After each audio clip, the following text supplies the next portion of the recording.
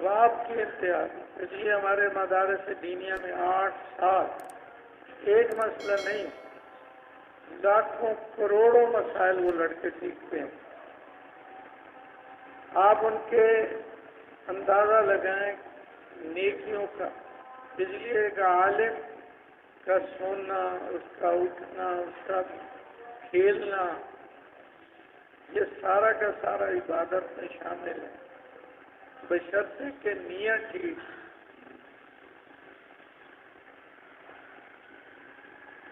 ایک بچہ تھا، اس کا والد فوت ہو گیا، یتیم ہو گیا، غریب سے گھرانے سے تعلق تھا۔ والدہ کہنے لگی بیٹا والد آپ کو فوت ہو چکا ہے، ہمارے گھر کا سارا وہی تھے، ظاہری اسباب وہ چلے گئے دنیا سے، آپ ایسے کریں فلاں دھوبی جو کپڑے دھونے والا ہے نا، اس کے پاس جا کے نا کپڑے دھونے کا طریقہ سیکھ لو۔ وہ یتیم بچہ گھر سے نکلا، اس دھوبی کی دکان، دھوبی کا گھر، جہاں اس نے جا کے دھوبیوں والا کام سیکھنا تھا، وہ اس طرف چل پڑ جا رہا ہے۔ رستے میں دیکھا ایک جم گھٹا سا لگا ہوا، 20 لوگ، ہزاروں لوگ بیٹھے ہیں، ایک آدمی درس دے رہا۔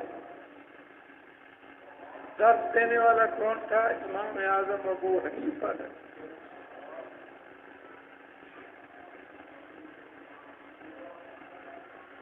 یہ بچہ دھوبی کی طرف جانے کی بجائے امام صاحب کی درس میں جا کے بیٹھ گیا،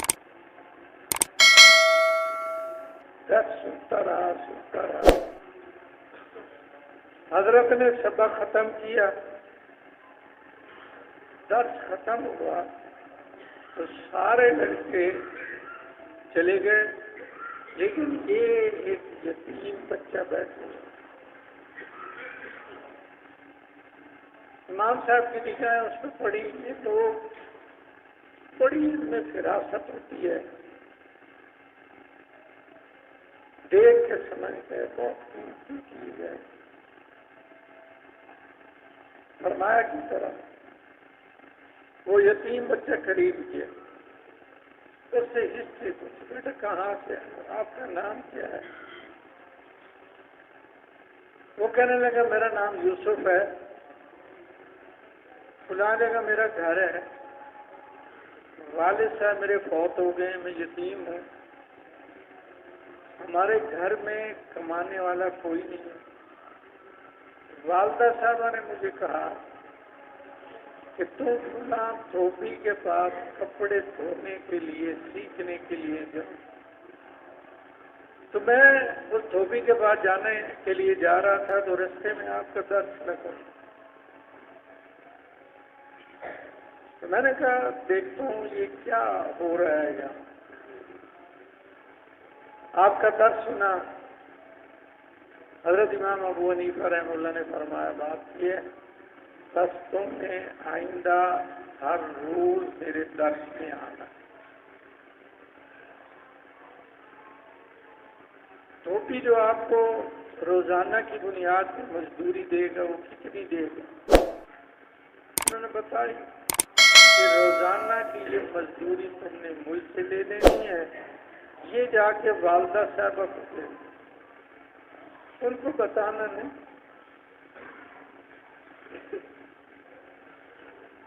یہ یوسف نامی بچہ پڑھتا رہا،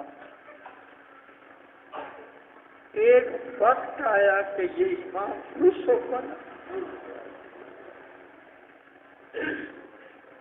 ماں کو پتہ چلا اتنے سال ہو گئے تو دھوبی الگ کام ہی کوئی نہیں سیکھے، یہ تو کسی عالم کے پاس جا کے بیٹھتا رہا، ان کے پاس پڑھتا رہا، آج یہ مسائل بتاتا ہے لوگوں کو۔ وہ تھوڑی سی قبیلہ خاطر ہوئی، کہنے لگے میرا پتر میں تو تین گلے آئی کوئی ہنر تیرے کو ہوا ہے، دھوبیوں والا کام سیکھ لے گا، زندگی میں کام آئے گا۔ تو مولوی ملوٹا بانی ہو کیا کرے سا سارے؟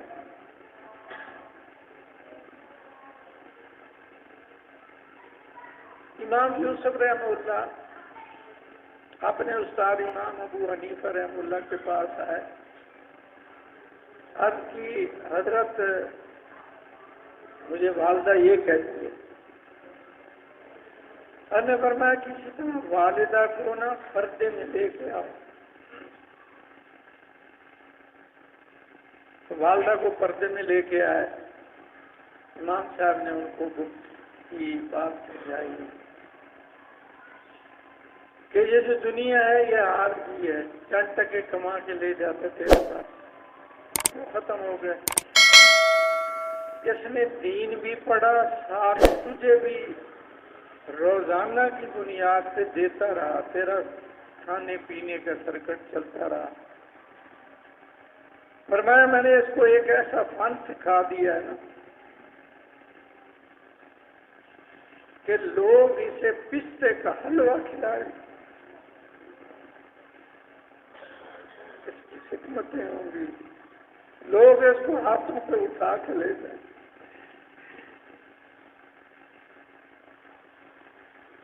آپ کو بھی منظر یاد ہوگا، ہمارے جنگ کی پہچان حضرت امیر عظیمت حضرت جنگی نور اللہ، صرف ان کو کندھوں پہ لوگوں نے نہیں اٹھایا، ان کی گاڑی کو لوگوں نے کندھوں پہ اٹھایا۔ علم ہوتا ہے۔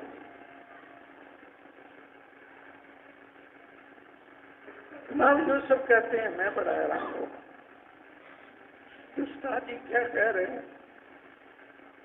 ہمارا تو گھر میں گزارا چلتا ہے، صبح شام بس بقدر وسعت مل جاتا ہے، اور استاد جی میری والدہ کو کہہ رہے ہیں کہ ایک دن آئے گا تیرے بیٹے کو لوگ اس وقت بادشاہوں کی یہ غذا تھی پستے کا۔ کوئی دن گزرے، اس وقت کا بادشاہ ہارون الرشید تھا، اس نے امام صاحب کو درخواست کی کہ ہم آپ کو چیف جسٹس بنا دیں۔ آج کل چیف جسٹس اختیار نہ کرے۔ امام صاحب نے کہا کہ میری مصروفیات ہے، میں فقہ پہ کام کر رہا ہوں امت کے لیے، تو میں تو چیف جسٹس نہیں کروں، صاف انکار کروں۔ جب صاف انکار کر دیا اور ان کو توقع بھی نہیں تھی بادشاہ کو کہ اب امام صاحب میری بات مانیں گے، اس وقت یہ صاحب علم اور صاحب حق جو لوگ تھے وہ ٹکاؤ مال تھوڑے ہوتے تھے، انہوں نے کہا کوئی آپ ایسے آدمی تجویز کریں جس کو ہم پورے ملک اس وقت سلطنت اسلامیہ بدل کہاں پوری سلطنت اسلامیہ کے لیے ہمیں اسے چیف جسٹس کو دو۔ امام صاحب نے فرمایا کہ میرے ایک شاگرد ہے، اس کا نام ہے امام یوسف۔ حضرت نے نام تجویز کیا، ہارون الرشید نے امام ابو یوسف رحمہ اللہ کو چیف جسٹس بنا۔ پوری جہاں تک مملکت اسلامیہ تھی، اس کی جتنے شرعی مسائل تھے، ہر علاقے کا اپنا ایک جج، پھر وہ مسائل ان پہ ڈسکس ہوا رہا۔ ہارون الرشید نے اجازت طلب کی، میں آپ سے ملنا چاہتا ہوں۔ تو ہارون الرشید امام یوسف رحمہ اللہ کی خدمت میں حاضر ہوا، ملاقات شروع ہوئی۔ تھوڑی دیر کے بعد ایک آدمی ایک ڈبہ کہہ لے کچھ چیزیں وہ لے آیا، ہارون الرشید کو دی۔ تو ہارون الرشید نے وہ امام یوسف کی خدمت صاحب صاحب نے پوچھا یہ کیا ہے؟ تو ہارون رشید کہنے لگا کہ آپ جس منصب پہ فائز ہیں، پوری دنیا جہاں تک اسلامی مملکت ہے ان کے مسائل پہ نظر رکھنا، ان کو اسلامی بنیادوں پہ حل کرنا آپ کا بڑا کام ہے صبح و شام۔ تو ہم بادشاہوں کے ہاں ایک پستے کا حلوہ بنتا، تو یہ پستے کا حلوہ، اور یہ پستے کا حلوہ آپ کو ہر دوسرے تیسرے سے ملا کرے گا، اس کو اسپیشل بنواتے ہیں۔ لیکن دیکھو ایک بچہ اٹھا، یتیم تھا، دھوبی کا کام سیکھنے کے لیے جا رہا، علم کی درسگاہ میں آیا، اللہ نے چیف جسٹس بھی بنایا اور پستے کے بادشاہوں کے ہاتھوں حلوے بھی کھلائے۔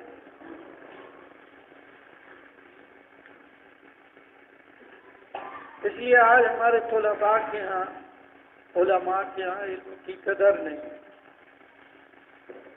اگر صحیح معنوں میں عالم ہو، جس نے اللہ کی رضا کے لیے پڑھا ہو، پھر اللہ کی رضا کے لیے پڑھایا ہو، یہ ممکن ہی نہیں ہے کہ جو اللہ کے لیے سارا کچھ کر رہا ہو پھر اللہ اس کو بھوکا مار دے، اس کو ایک وقت ملے دوسرے وقت نہ ملے، ممکن ہی نہیں۔ آج ایک خبر مجھے ساتھی دکھا رہا تھا، بنوری ٹاؤن کے جو مہتمم ہیں نا، ان کی خبر کسی نے لگا دی نیٹ پہ، مولوی ہے بھائی، مفتی نعیم صاحب ان کا نام ہے، کہ ان کے 5 ارب کے اثاثے ہیں۔ کتنے کہہ رہا ہوں؟ مولوی کی بات کر رہا ہوں۔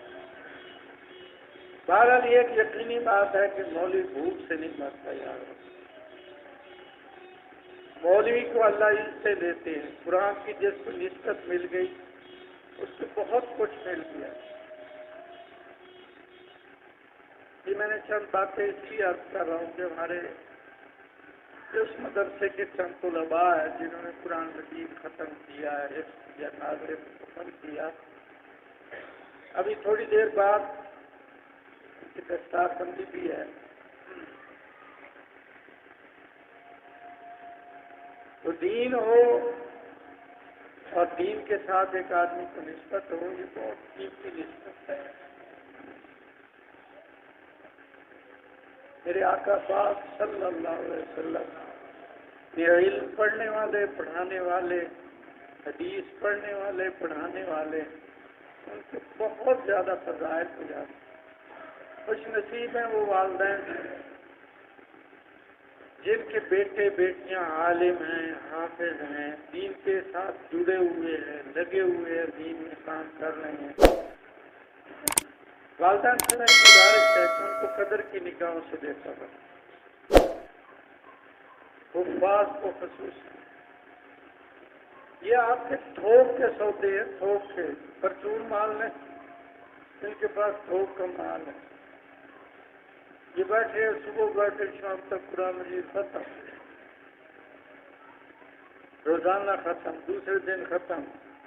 اگر حفظ کے شعبے میں کام کر رہے ہیں، پتہ نہیں روزانہ کتنے بچوں کا سن رہے ہیں، سنا رہے ہیں، پڑھ رہے ہیں، پڑھا رہے ہیں۔ اب ان بچوں نے جتنا روزانہ کی بنیاد پہ پڑھا سنایا، اس سارے کا ثواب حضرت بڈھے صاحب کو ملے گا۔ یہ دونوں دور ہے نبی بیکاری جو ہے ساری اولاد، جو چند ٹکے یہاں رود سلطان سے کما کے لاتا ہے وہ اس کو عزیز ہے، اور جو حافظ قاری عالم ہے وہ کہتے ہیں یار بس پڑھا تو بیٹھا، حالت اس کائن ہے تو جس طور میں ول کاروبار ہے،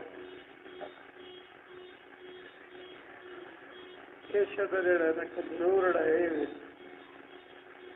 بھائی، وہ آپ کو تھوک کے اعتبار سے نیکیاں دے رہا، تھوک کے اعتبار۔ اس لیے حدیث مبارکہ کی روشنی میں ہے جو اپنے بچوں کو حافظ عالم بناتا ہے تو والدین کو، اس کے اساتذہ کو اور مدارس کے معاونین کو یاد رکھو۔ اس طالب علم کی نیکیاں آٹومیٹکلی ملتی ہیں چاہے وہ نیت کرے یا نہ کرے۔ بلکہ اگر ایک طالب علم حافظ اور عالم اپنے والدین سے ناراض ہے اور دعا بیٹھا یا اللہ یہ جڑی میری نیکی ہے نہ میرے پیور پر نہ بڑا ذلیل کی فکر، اگر یہ کہے بھی صحیح پھر بھی اس کی نیکیاں اللہ اس کے والد کے نام آئے۔ آپ نے ایک بہت بڑا تھوک کا سودا کیا جس نے اپنے بیٹوں کو حافظ عالم بنایا، اور اس کا اندازہ ہوگا آپ کو قبر میں جانے کے بعد، ابھی نہیں۔ چونکہ جو آپ نے بزنس کیا ہے، کاروبار کیا ہے، جس کو آپ بزنس کہہ لینا، ایک دنیا کا کاروبار اور بزنس ہے۔ بیٹے کو کھاد کی کھال چوکر کی دکان بنا کے دی، کسی نے ٹریکٹر کا کام کر لیا، کسی نے موٹر سائیکل کو، وہ ڈیلی کی بنیاد پہ آپ کو پرافٹ کا پتہ چلتا ہے۔ آج میرے پوتر اتنے موٹر سائیکل بیچے، اتنا پیسے ڈھیر یہ وہ پلاٹ، اور یہ جو آپ نے بزنس کیا ہے اس کا تو یہاں پتہ چل رہا نہیں۔ اس بزنس کا آپ کو پتہ چلے گا قبر میں جا کے،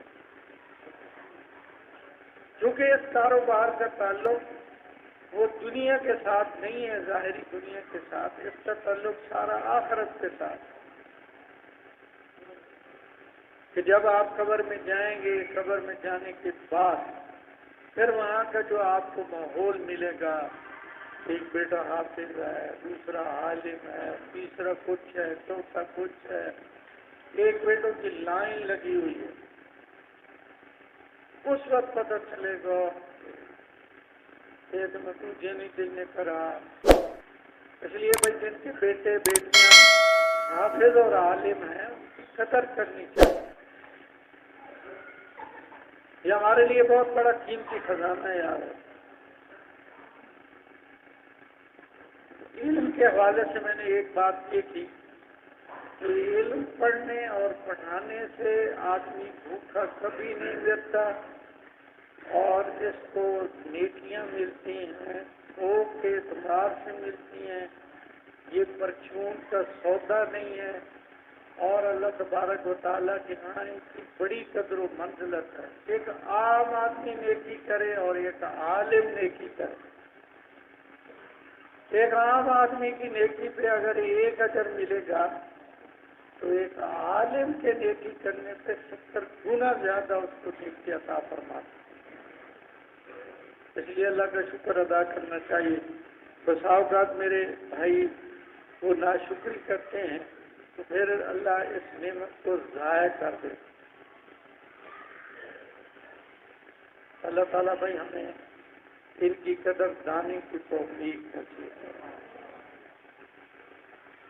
اللہ ان کو نیک بنائے، صالح بنائے، ان کے مستقبل روشن فرمائے۔ قرآن مجید ایک بڑی عظیم کتاب ہے،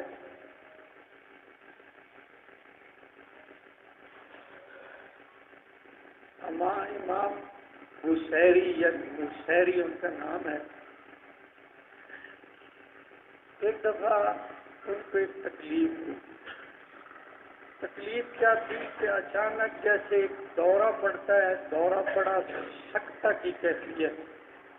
طب میں، ڈاکٹری میں یہ ہے کہ ایک آدمی کے اوپر جیسے موت کی کیفیت طاری ہوتی ہے اور اس میں زندہ یا مردے کا اندازہ لگانا مشکل ہو جاتا ہے، تو ان پہ بھی ایک سکتہ کی کیفیت طاری ہوئی۔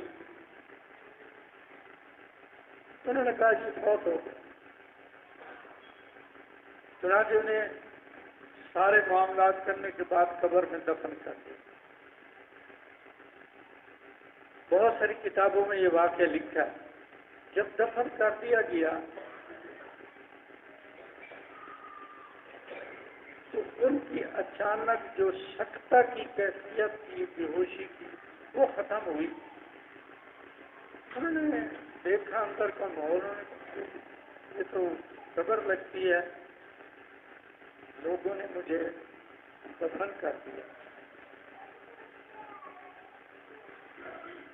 حدیث شریف میں ہے کہ جو آدمی 40 مرتبہ سورت یاسین پڑھے، چاہے جتنی بھی پریشانی کیوں نہ ہو، اللہ وہ پریشانی دور کرتا۔ ہمارے یہاں ایک دفعہ بزرگ تشریف لائے حضرت مولانا عبدالوہاب شاہ صاحب، حاصل پور کے ساتھ تعلق تھا۔ حضرت پیر ذوالفقار صاحب دامت برکاتہم کے خلفاء میں سے تھے۔ انہوں نے فرمایا کہ جس عورت کے ہاں حمل ہو اور بچہ نہ ہو رہا ہو، یعنی نارمل کیس نہ ہو، تو جو آدمی اس وقت 40 مرتبہ سورت یاسین کا پانی دم کر کے پلائے گا، انشاءاللہ کیس نارمل ہو۔ بات یقین کی کہ ادھر میں پڑھ بھی رہا ہوں، ادھر انہوں نے آتا پہ خیال رکھا ہے، وہ ڈاکٹروں نے رابطے کی رویا ہے۔ اور اللہ سائیں آخنا نہیں کہ ایک پاسے رابطہ کر دو، آم پاسے تو نہ کرنا۔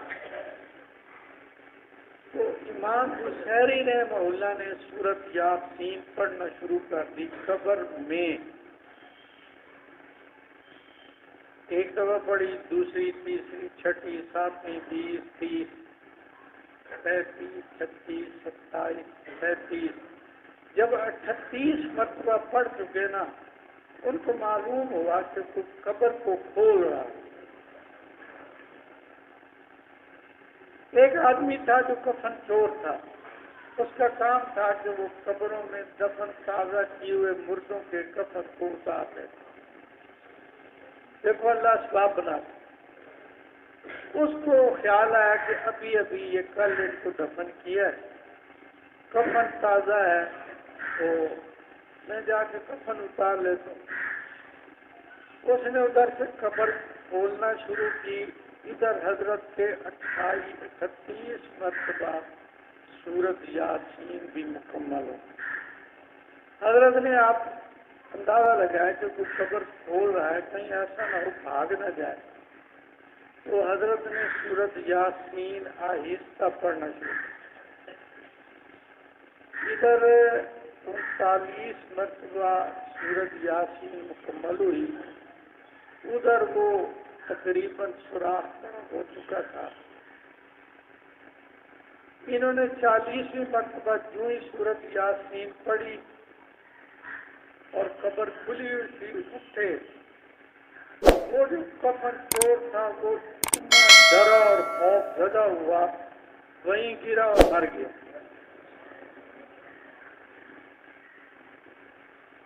اب یہ باہر نکلے، جب باہر نکلے تو انہوں نے کہا کہ اب اگر میں جاتا ہوں میں ساتھ میرے پتہ چھوڑنا کوئی نہیں، روڈ والے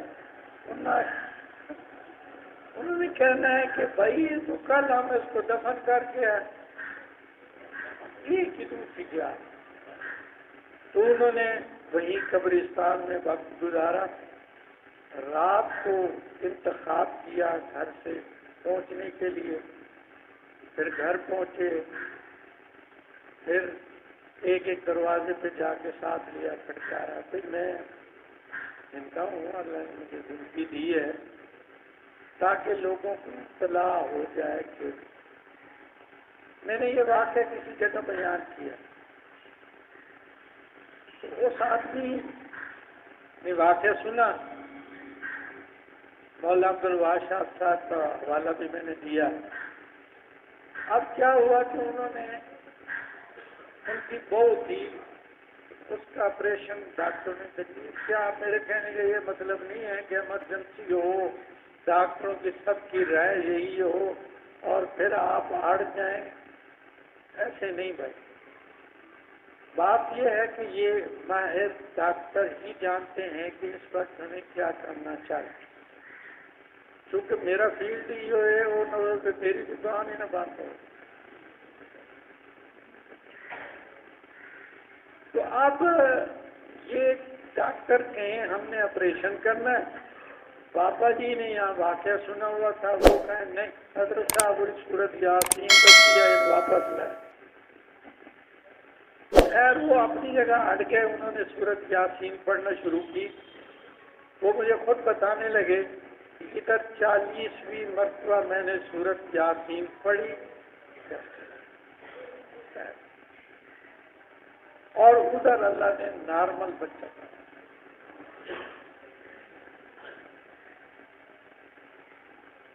इसलिए भाई अल्लाह ने कुरान मजीद में बड़ी बरकत रखी। अगर उसको पूरे यकीन के साथ पढ़ा जाए तो उसके फवायद बहुत ज़्यादा हैं। इसलिए एक वजीफ़ा ये भी ध्यान में रहे कि अगर बच्चे नॉर्मल होने के लिए 9वें महीने में आमतौर पे लोगों को बताता हूँ कि जब 9वां महीना शुरू हो जाए आप 40-41 मरतबा सूरत यासीन पढ़वाएं। अगर आप खुद पढ़ना चाहें पढ़ सकते हैं, उससे आपके लगेंगे 3.5 से 4 घंटे। इसलिए अल्लाह ने आपके लिए बहुत बड़ी नेमत बनाई है मदारिस दीनिया को। मदारिस दीनिया में दर्सगाह लगी हुई, उसमें 40 लड़के बैठे हैं, 70 बैठा है। आप कारी साहब के पास जाएंगे, एक जग में पानी लेके जाएं, उनको कहें हजरत शफकत फरमाएं, लड़कों से कहें एक मरतबा सूरत यासीन पढ़ के ना पानी पिलाएं। उनके लगेंगे 10 मिनट, 5 मिनट। जग की बात मैंने इसलिए की है कि एक होती है बोतल में आमतौर पे पानी लेके जाते हैं, तो लड़के पढ़ रहे होते हैं ना, तो वो बोतल घुमाते हैं, तो लड़के बैठा हुआ है, ये लड़का अब ये जो मैंने फूंक मारी ये कहाँ है? पानी का काम कोई नहीं हो रहा, इससे तो सारी ये फूंक कर बाहर पर्यंत गई। पानी को हमने दम करना है, बोतल को दम नहीं करना। इसलिए पानी खुला हो उसमें फूंक मारें, फिर उस पानी को बोतल में डालें। तो 9वें महीने शुरू करवा दें इंशाअल्लाह। अगर पूरे यकीन के साथ होगा, अल्लाह अपने फजल से बच्चा नॉर्मल पैदा होगा। एक फजलुल हक, ये बंगाल का वजीर आजम था, उसका एक मामूल था कि जब भी वो कहीं जाता कुरान मजीद को अपने साथ रखता। देखो ये तालिब इल्म कितने खुश नसीब है। अब मुझे आपको कुरान मजीद साथ ले जाने के लिए कितनी दिक्कत होगी, और अल्लाह ने इनके सीनों को कुरान मजीद की तख्ती बनाई, कंप्यूटराइज है। आप थोड़ा सा बटन दबाएं किसी एक पारे के हवाले से फौरन शुरू हो जाएंगे। उसका एक मामूल था कि जब भी वो कहीं जाता कुरान मजीद साथ रखता। तो वो कलकत्ता जा रहा था, बम्बई से कलकत्ता, तो उसने गाड़ी फर्स्ट जो डब्बा होता है उसमें सामान मुंतकिल हो रहा था। वो खुद उस डब्बे में सवार हुआ। उसने पहला सवाल यही किया कि वो मेरा कुरान मजीद वाला बॉक्स आया। तो जो उसके खुदाम थे, मुशीर मुदीर जो भी बला थी, वो कहने लगे नहीं वो अभी नहीं आया, वो हम ला रहे हैं। वो फौरन नीचे उतर गए। कहने लगा मैंने आपको हिदायत दी हुई कि सबसे पहले कुरान मजीद को लाया रखें, उसके बाद दूसरा सामान और मुझे अंदर मुंतकिल किया करें। आप कुरान मजीद लाए नहीं, मुझे पहले बिठा दिया, इसलिए मैंने अब इस गाड़ी पे न सफर करना है न इस डब्बे में बैठना, सारा सामान उतार। उसमें कुछ हिंदू सफर कर रहे थे उसी डब्बे में, तो वो बड़े हमसे मजाक किया। हमने कहा वाह भाई वाह, ये वजीर आजम साहब हैं, इनकी हालत ये है कि कुरान मजीद को पहले नहीं लाए तो सफर नहीं किया, पता नहीं जो बातें करना थी उन्होंने की।